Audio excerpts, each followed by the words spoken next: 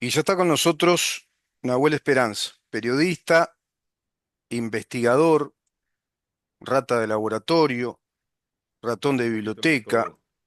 editor, ¿qué más músico, sonidista, Sonidista, si qué, queremos seguir. qué Técnico en impresionante, ¿eh? aerogeneradores, todo un Para, para, poquito. para un poco, ¿cómo técnico en qué? Aerogeneradores, 4 años laburé de eso, los molinos, los que giran, los molinos de viento. Ah, mirá. Ahora ando más tranquilito. Antes era tenía unos brazos que eran unos tanques, laburo de fuerza. Ah, Ahora mirá. estoy más sentadito, otro tipo de laburo. Más Estás más de tranqui, tranqui. oficinista, más tranquilo, más ejecutivo, Claro, más, claro, sí. estás más yuppie ahora. Te falta la barba rala, el saco y ya está. Soy medio lampiño, Tendrías engaño, que ir a engaño. hablar con Elon Musk y todo eso y mirá si te incorporan al Ministerio de Eficiencia. Sería Ah, interesante. ahí está. Sí, sí, las gestiones para el Ministerio de Eficiencia de Uruguay. Qué diferencia, ¿no? Ministerio de Eficiencia con el concepto de Ministerio de la Mujer y del Género, Ministerio de Justicia y Derechos Humanos. Qué pérdida de dinero, Y, ¿no? Y y acá gasto para los tenemos contribuyentes. el Ejecutivo de la Ineficiencia, que es lo que Claro, tenemos acá en Uruguay. claro, totalmente. Nahuel, íbamos a conversar contigo de un tema que es de capital importancia que lo podamos entender.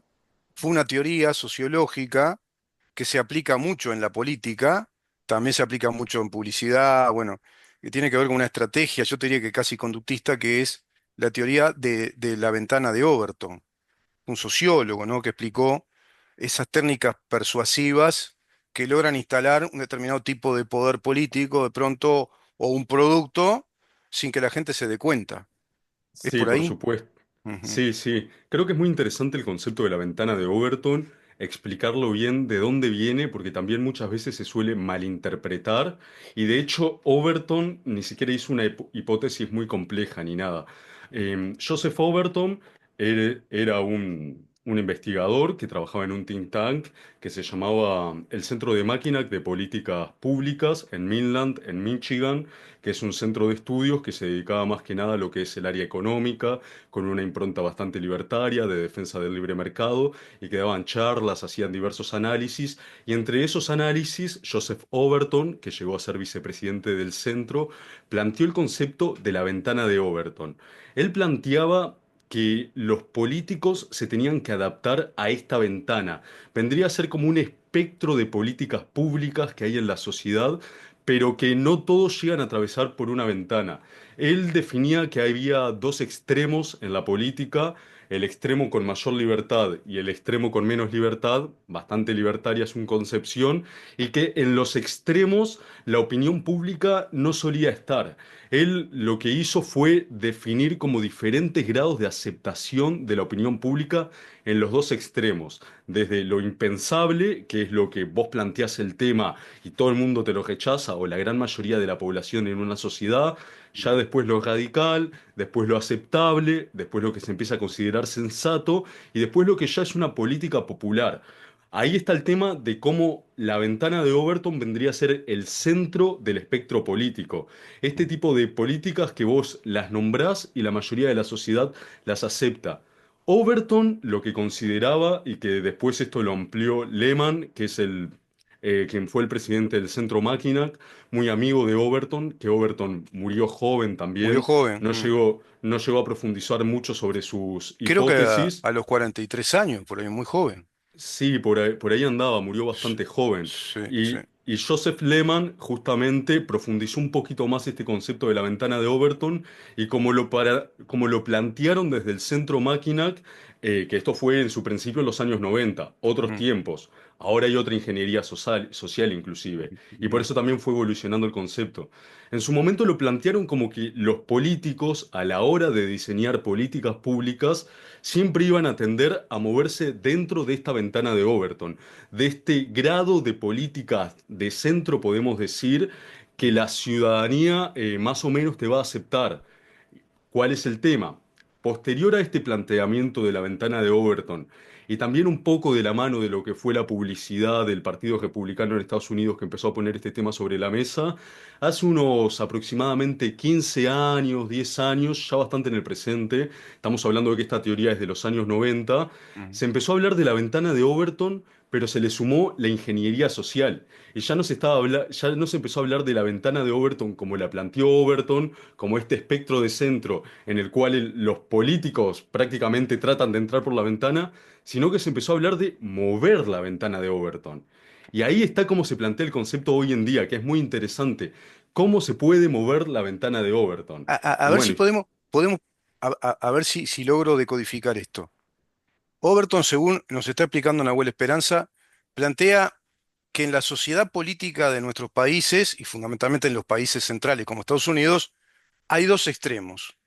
Un extremo político del espectro político que plantea la mayor libertad posible, la mayor libertad, es decir, un exacto. Estado mínimo, o sea, las fuerzas coercivas del Estado que prácticamente sean muy, muy limitadas a funciones muy específicas, pongámosle esto como para bajarlo a tierra, y el otro extremo te plantea un Estado muy interviniente, muy presente, que prácticamente ahoga las libertades individuales. Es decir, todo más bien en función del Estado y no el Estado en función de las libertades. A ver si me explico. Y en ese tironeo de los extremos se va llegando a un centro, porque esas opiniones que tanto de un extremo como de otro en principio resultan impensables, son una locura, son rechazadas, van gradualmente teniendo aceptación a través de una serie de etapas que detalló muy bien Nahuel, hasta llegar a un estado tal en el cual la sociedad las acepta. La sociedad acepta eso. Hay lo que diría Elías Díaz, una legitimación social.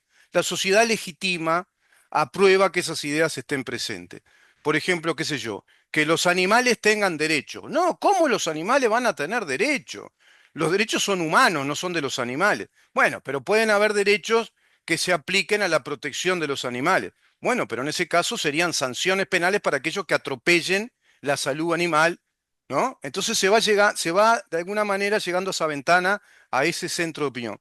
Pero ahora resulta que ese centro, que era un concepto estático, le empezaron a dar movilidad a través de el concepto de las redes sociales. ¿Estoy en lo correcto en eso? Sí, yo diría a través de la propaganda, y sí, las redes sociales entran dentro de esta ingeniería social que tenemos hoy en día. Claro. Creo que hoy un concepto muy interesante que también sirve para entender la ventana de Overton son los sesgos de confirmación. Y si lo aplicamos a las redes sociales, es básicamente cómo funcionan los algoritmos.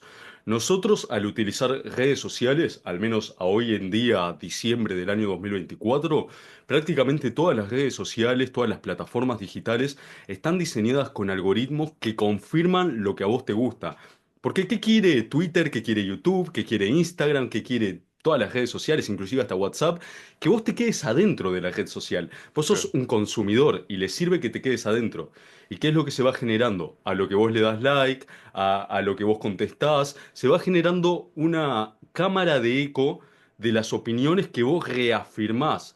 Esas cámaras de eco también tienden a hacer, con la lógica de las redes sociales, que las opiniones se vuelvan cada vez más radicales. Porque a lo mejor vos en un momento, por ejemplo, pongamos el ejemplo de una persona que puede transicionar hacia ideas más comunistas. En un momento pensás impuestos a los ricos, le empezás a dar like a estos temas, empezás a entrar a algún foro, empezás a informarte más y empezás a aceptar cada vez más ideas y la teoría del valor después que los liberales son todos unos fachos que básicamente quieren implantar una dictadura y te vas extremizando hacia este extremo de menos libertad. Esto aplicado a la política, pero la ventana de Overton lo que tiene de interesante como concepto es que se puede aplicar a muchas cosas. Overton planteó una hipótesis bastante sencilla que es básicamente la aceptación social de las cosas. Se utiliza mucho el ejemplo del canibalismo, por ejemplo. Es un Mm, ejemplo que se empezó a utilizar ya en los años 90, que mm, si planteamos este ejemplo, por ejemplo, es un ejemplo bastante radical y bastante sí. Muy extremista, pero que gráfico, es muy claro. gráfico, pero que sirve para ejemplificar, que es básicamente, hay un grupo social de poder con financiamiento que quisiera implantar el canibalismo en la sociedad. ¿Qué es lo que va a hacer? Va a agarrar y decir, ¿queremos canibalismo en la sociedad? Y probablemente no, porque lo que se va a generar es un gran rechazo social. Van a decir, estos son unos loquitos, están chapita de la cabeza, ¿no? Sí, ¿Cómo vas a estar hablando de sí, canibalismo? sí, Y anda al entonces psiquiátrico, empieza, ¿no? Claro. exacto, y entonces empieza a hablar un poco de cómo hay un concepto del Sí, canibalismo por que ejemplo, los desde las... canibalistas empiezan a decir, los que comen carne son caníbales, los carnívoros. Ahora ustedes confunden canibalismo con antropofagia. Esa palabra, Antropofagia es esa era la comer palabra. un ser humano a otro ser humano. ¿Te acordás? Aníbal Lecter, ¿te acordás la película Ahí que está. era Y muy por agresiva? ejemplo, y eso es muy interesante, porque ya no estás hablando de canibalismo, estás hablando de antropofagia. Ahí Claro. ya le estás bajando el nivel, ya suena distinto, la gente ya lo empieza a considerar de otra Ya manera. canibalismo Y, suena mejor, ¿no? Suena más exacto, benigno. y podés hablar del derecho de la persona a que quiera hacer comida, o el derecho de una persona a comer a otra. Y ahí, Claro, ¿qué es lo que se va logrando? Una idea que se planteaba impensable, que ni siquiera se discutía, empieza a ser una idea radical, que se claro, empieza a discutir. Después, si esta idea es discutible, empieza a discutir entre distintos grupos sociales y empieza a haber un grupo social que se empieza a ver validado la discusión, pasa a ser una idea aceptable. De que una idea pase a ser aceptable, vamos al siguiente grado. A través de la discusión y suponiendo que el objetivo de los canibalistas llegue a buen puerto, una idea aceptable empieza a ser una idea sensata. Ahí empieza a entrar ya dentro de la ventana de Overton. Pero ¿cuál es el tema? No es que los canibalistas empezaron a adaptarse a la sociedad, sino que ahí empezó a moverse la ventana de Overton. Lo que en el centro era que era inaceptable la idea de los canibalistas, que son unos locos que tienen que ir al psiquiátrico, empieza un proceso de ingeniería social por el cual se puede llegar a pensar, bueno, a lo mejor no es una idea tan disparatada, estoy en contra, pero hay que discutirla. Y a mm, eso se puede llegar a ejemplos mucho más graves, como por sí. ejemplo, tenemos el caso, por ejemplo, Ya, en España. por Sí, ejemplo, ya legitimar la discusión ya es un punto grave. Es decir, eso que en sí era una locura, que era un disparate, era algo antisocial. No, ya hay grupos sociales que dicen, no, pero legitimemos la discusión, instalemos el tema a discutir. Y eso va atravesando grados. Y vuelvo a a la idea del doctor Irías Díaz, es domesticar a la sociedad para que vaya legitimando socialmente esa idea que va a terminar siendo impuesta y va a terminar exacto. siendo una plataforma política. Exacto, y acá hay un tema porque a esto se le llama ventana de Overton, que en Mm. su momento no se llamaba ventana de Overton. Esto creo que fue Lehman el que adjudicó el término después de que Overton murió, Creo porque que en fue su en momento... honor a su amigo, en homenaje incluso. Sí, Claro, exacto, porque en realidad se le dice ventana de Overton porque Overton utilizaba unas cartulinas y parecía una ventana cuando explicaba este concepto, era muy visual todo, claro, y después se le adjudicó el término de ventana de Overton. Y Overton lo que planteaba como parte del centro Mackinac era que los think tank como organizaciones sociales tenían que buscar mover los intereses de la sociedad para que después los políticos se adaptaran a estos intereses. sí, Overton entendía que los políticos se adaptaban a los intereses de la sociedad. Una perspectiva un poquito ingenua, considero yo, pero que posteriormente, porque estamos hablando de que el concepto de la ventana de Overton mutó, evolucionó, porque ya se empieza a utilizar desde la política, desde la ingeniería social, desde los mecanismos de propaganda, para buscar adaptar a la sociedad a nuevas ideas. Esto claro. se hace hoy en día en una era tan digitalizada, no solo a través de la política formal, porque si es a través de la política formal, por ejemplo, si querés llegar a una idea de centro izquierda, a lo mejor tirás a una persona que sea radicalmente de izquierda y que diga, no, el radical es aquel, no son estos que nosotros consideramos centro Claro, izquierda. Y la claro. centro izquierda te empieza a parecer más aceptable. Pero en esta época de la masificación, por un lado tenemos los algoritmos de las redes sociales, el Internet, y por otro lado tenemos los medios de consumo que utilizamos todo. Yo, vos, todos los uruguayos, los Claro. estadounidenses, los europeos, todos estamos utilizando WhatsApp, por ejemplo. Estamos utilizando las redes sociales, pero también se está dejando de consumir, por ejemplo, tanto la televisión. Todo Mm. el mundo está empezando a utilizar Netflix, está empezando a utilizar HBO, está empezando a utilizar Prime. Internet. Y Internet exacto. básicamente, ¿no? Pero en los años, por ejemplo, 2015, Mm. 2016, hasta 2020, yo creo que ahora se está aflojando un poco, se impulsó mucho esta agenda woke, esta agenda progresista, esta agenda de que hay que reconocer las identidades de género de todas las personas, y al mismo tiempo que los parlamentos estaban impulsando normas en contra de la igualdad ante la ley para impulsar esta agenda entre comillas, progresista, porque le dicen progresista. Me parece que de progresista no tiene nada, pero bueno, es el término que ellos mismos se adjudican para tratar de venderse como progresistas. Al mismo tiempo, a través de los medios de difusión, a través de los canales de comunicación, a través de medios de prensa, se estuvo difundiendo la misma agenda. Y ahí hay Claro, un trabajo político, hay un trabajo político a través de medios de comunicación, a través del financiamiento de agendas específicas que se difunden a través de, por ejemplo, el Foro Económico Mundial o a mm, través de medios de prensa, y son organismos de poder que bajan línea hacia abajo. Que ahí es exacto. por lo que considero que Overton fue un poco ingenuo, porque él al plantear su concepto de la ventana de Overton hablaba de una construcción de abajo hacia Desde la, arriba. claro, desde la base social y en verdad vos estás visualizando que hay una ingeniería social de la opinión, del manejo de la opinión, para convertirla en lobbies políticos, en estructuras de poder político, usufructuando las redes y el Internet, que es, como si diría Elon Musk, no, Zuckerberg, que las redes sociales son un gran océano, son el mar en el que navega todo tipo de criaturas y se hace fenómeno de eco. Nosotros somos clientes al usar X, YouTube, pero también somos productores y hacemos el eco. Esos algoritmos que vos decís están de alguna manera dando la medición de la aprobación social de una propuesta periodística, de un contenido como el nuestro. Ah, pará, pero tiene 300K de suscriptores. Mirá, 500 y pico. O sea, hay 500.000 personas que suscriben al contenido de ese canal. Hay tantas redes de ese mismo streaming que van visualizando y tienen tanta cantidad de visualizaciones en miles y miles de personas. Y tiene este contenido. Y estos otros que son similares en los contenidos y propuestas también tienen mediciones altas. Todo eso lo están midiendo precisamente estas redes, estas plataformas, como decís, que nos encapsulan y quieren que nos quedemos. Y que está bien, es lícito, eso es el juego del mercado. Pero dentro de ese juego libre del mercado, de la libre opinión, hay una ingeniería que está por detrás de todo lo que nosotros vamos actuando todos los días, que tiene que ver con esas agencias de poder político, ONGs, instituciones internacionales, la ONU, la UNESCO, las 17 filiales de la Organización Nacional de las Naciones Unidas, el, el- el Fondo Económico Mundial, etcétera, que plantean una agenda directamente, ¿no? Y ya la oficializaron. Por otro lado, la sociedad está vivenciando un proceso de liberación respecto a ese modelo woke, que de progresista no tiene nada, coincido contigo, sino que es un marxismo disfrazado con una terminología determinada y que se va dando también desde determinados centros de poder, pero sin embargo, viene de la base social. El fenómeno Milei viene desde la base social argentina. Bueno, seguimos, se cortó la comunicación, Nahuel. Un problema con la conexión del Zoom que tengo, pero cerramos el tema. Mira, te quiero leer esto. Esto da para mucho, ¿eh? Es un tema. ¿Le quedará claro esto a la gente de lo que estamos hablando o la complicamos mucho?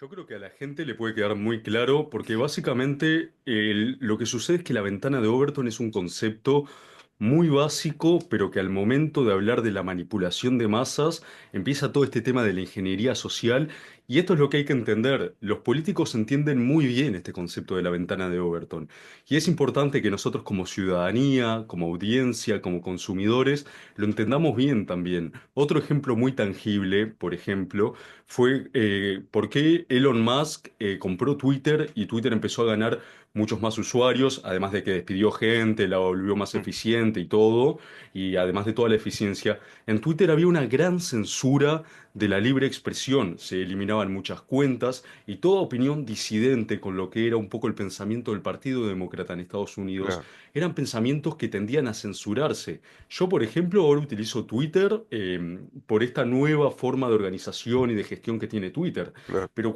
antes de que lo comprara más, yo era de las personas que directamente decía, nah, ni uso Twitter, ¿para qué? claro. Para andarme cuidando, no, no tenía ganas. O sea Y eso que, también es otra forma de claro, manipulación social claro, en el cual no se quiere mostrar ni siquiera la sensación y temperatura de la ciudadanía. Y claro. ahí también se busca mantener la ventana de Overton en un lugar muy específico. Democratizó esta plataforma, ¿no? Esta red social, Elon Musk. Evidentemente democratizó eso y permite ese uso libre sin censura. Los crucificó a los progresistas, digamos. Por eso X, ¿no? X los crucificó, ¿no? Exacto. Y levantó una cruzada por la libertad de opinión. Mira, te voy a leer esto y cerramos la nota, porque vamos a seguir con este tema, si te parece. Te convoco para la semana que viene. y ya hacemos una Dale, despedida de fin impecable. de año y todo, y después renovamos, viste que vamos a renovar a febrero con programación nueva. Tenemos editor nuevo, no sé si sabías, tenemos un editor de redes nuevo que está haciendo Ah, unas mirá, no maravillas. sabía. ¿No viste el fondo que tengo? Es Ah, está, impresionante. está muy bueno, Sí, está muy sí. bueno. Sí, Nahuel pásame el Esperanza contacto se que llama el le voy botija, a pedir sí. un par de cositas. Es parecido Ah, a vos, mirá. hace de todo un poco, ¿viste? Él me dice que es periodista digital, que es músico. También es igual, porque es de tu edad más o menos, ¿viste? Que los de tu edad hacen de todo un poco, ¿no? Ah, lo voy a googlear, lo voy a googlear. Mira, Giovanni Sartori, La democracia en 30 lecciones. Te lo recomiendo y lo recomiendo a todos los que estén siguiendo este programa, estén viendo este video ahora. Mira lo que dice. Dice que la democracia en verdad es un sistema de opinión, opinión pública. Si la democracia es gobierno del pueblo sobre el pueblo, será en parte gobernada y en parte gobernante. ¿Cuándo será gobernante? Obviamente cuando hay elecciones, cuando se vota. Y las elecciones expresan, en su conjunto, la opinión pública. Por tanto, todo el edificio de la democracia se apoya en la opinión pública y en una opinión que surja del seno de los públicos que la expresan. Qué interesante, ¿eh? Lo que significa que las opiniones en el público tienen que ser también opiniones del público, opiniones que en alguna forma o medida el público se forma por sí solo. Pero mira lo que dice más adelante.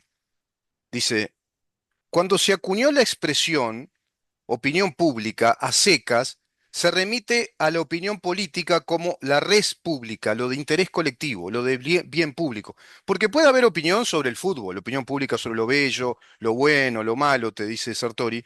Ahora, cuando se acuñó la expresión, los eruditos de la época sabían griego y latín. Él se refiere a la época de la Revolución Francesa, la Edad Moderna, donde se acuñó la expresión opinión pública para legitimar el concepto de opinión pública en el concepto electoral, ¿no? En el concepto del voto.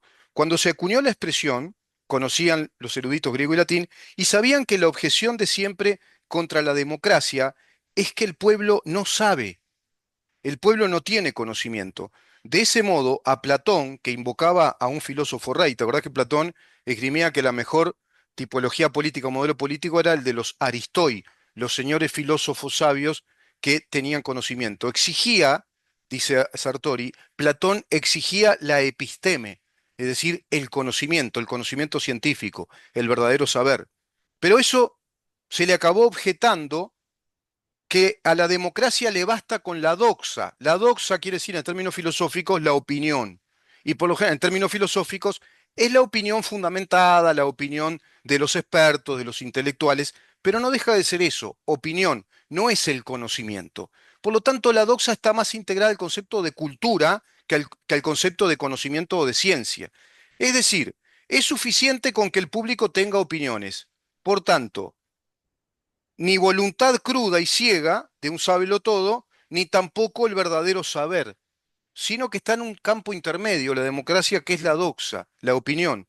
La democracia es gobierno de opinión, una acción de gobierno fundada en la opinión. Interesantísimo por lo que estamos hablando, porque es sobre esa base de que la democracia está sustentada en el gobierno de la opinión mayoritaria que se da esta ingeniería del poder y esta ingeniería de la manipulación de masas que muy aplicable la teoría de la ventana de Overton, como para mí muy aplicable la teoría de los tres círculos del doctor Elías Díaz. Legitimar filosóficamente primero algo, que viene por el mismo lado, que eso trascienda hacia la sociedad y que la sociedad lo vaya aceptando hasta legitimar esas opiniones filosóficas sobre algo, para que se ejerza presión social y luego ya se dé la legitimidad jurídica y política dentro de los estados. Es impresionante. Exacto. Además es muy interesante pensar en esto que comentás y cómo se aplica a las democracias occidentales, porque este mismo concepto de la ventana de Overton a dictaduras como por ejemplo la China o a países como Rusia no se aplica de la misma manera, porque la opinión pública no mueve tanto lo que son las acciones políticas. Claro. Pero acá en Occidente y en las democracias occidentales de base liberal, sí, y afecta Claro, mucho. porque en esos regímenes que vos decís no hay democracia, justamente no se sustenta en la opinión pública. Y la democracia liberal occidental está sustentada en la opinión pública, que a su vez es manipulada y puede terminar eso en degenerar en un proceso totalitario, porque no olvidemos que los partidos de izquierda, como acá el Partido Comunista del Uruguay, van usufructuando este sistema de opiniones. Vaya que lo van usufructuando. a través de los mecanismos plebiscitarios, el referéndum, los debates televisivos, instalan temas y están trabajando con este concepto de la ventana de Overton. Viste que van instalando temas, los van trabajando paulatinamente, tienen un ejército de intelectuales, un ejército también de operadores mediáticos. O sea, vamos a seguir con el tema porque es complejo, ¿no? Obedece a un mundo de campos y de perspectivas que hay que poder ver para entender de qué se trata esto de la manipulación de la opinión pública a través del concepto de la ventana de Overton, y yo le agregaría el concepto de los tres círculos de Elías Díaz, y después le agregaríamos el concepto de la técnica de la persuasión que explicó de modo brillante Plinio Correa Fleitas. Todo sobre la base de la opinión pública, porque todo esto está basado en la opinión pública, que es el régimen de las democracias de Occidente. Gracias, Nahuel. Te dejo con una frase final si querés, una reflexión, y nos vemos en la próxima. Contigo nos vemos en un rato, por supuesto. Sí, nos estaremos viendo. Un saludo a toda la audiencia. Muchas gracias nuevamente por la invitación y seguiremos con estos temas, ventanas de Overton, legitimación, persuasión, para saber en dónde estamos.